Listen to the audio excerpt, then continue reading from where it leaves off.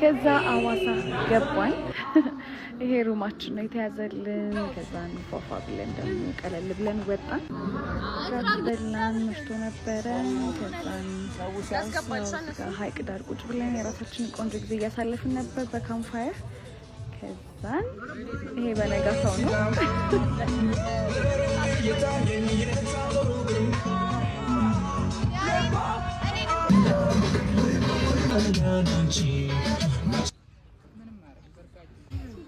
ቆንጆ ጊዜ ያሳልፈናል። እዛ ለተቀበላችሁን ጆባኒ ነዴ ሁላችሁም በጣም ቆንጆ ጊዜ ነበረ። እናመሰግናለን።